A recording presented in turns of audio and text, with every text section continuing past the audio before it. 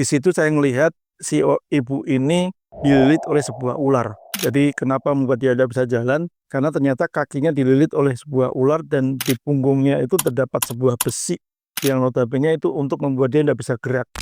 Hari ini kita akan bahas tentang yang namanya guna-guna ataupun santet ataupun tenun. Apa dan bagaimana cara menanggulangi adanya tenun ataupun santet itu sendiri. Ada beberapa pertanyaan di kolom komentar saya. Di sini saya ngomong kalau sebenarnya untuk masalah tenun atau santet itu sendiri itu ada beberapa hal dan ada beberapa macam.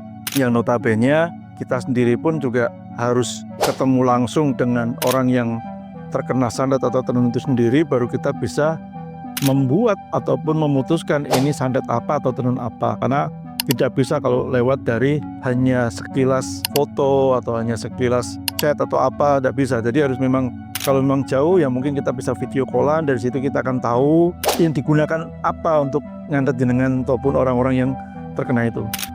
Terkait kasus kemarin yang saya tangani itu ada seorang ibu-ibu, dia udah dari anaknya masih kecil, itu orang Demak ya, ada orang salah satu kota di Demak, beliau itu tidak bisa jalan, jadi tidak bisa jalan, benar-benar tidak bisa jalan, sudah datang ke banyak tempat, ke dokter juga, tapi tidak kunjung ketemu dengan obatnya. Sampai akhirnya satu ketika si suami ibu ini kerja untuk salah satu proyek dan kenal dengan saya, sehingga di situ dia akhirnya ngobrol-ngobrol dan akhirnya saya datang ke rumahnya. Alhamdulillah, mungkin jodoh dengan saya atau apa, orang yang sudah tidak bisa berjalan hampir 12 tahun karena sakit tadi, alhamdulillah dalam waktu 1 minggu beliau bisa jalan dan alhamdulillah sekarang sudah haji. Jadi terus ada beberapa kasus lagi, cuman saya bahas di sini kasus-kasus yang besar. Di situ saya melihat si ibu ini dililit oleh sebuah ular. Jadi kenapa membuat dia tidak bisa jalan? Karena ternyata kakinya dililit oleh sebuah ular dan di punggungnya itu terdapat sebuah besi yang notabene itu untuk membuat dia tidak bisa gerak. Alhamdulillah dengan izin Allah dan dengan sedikit bantuan dari teman-teman saya waktu itu, kita melakukan doa bersama, alhamdulillah sembuh. Tapi kembali lagi saya bilang semuanya bermacam-macam, penyakit itu bermacam-macam, walaupun sama pun itu belum tentu pengobatan atau cara mengobatinya sama. Seperti saya selalu pernah bilang, ada 3 anak nih, ada 3 orang anak sama-sama sakit panas.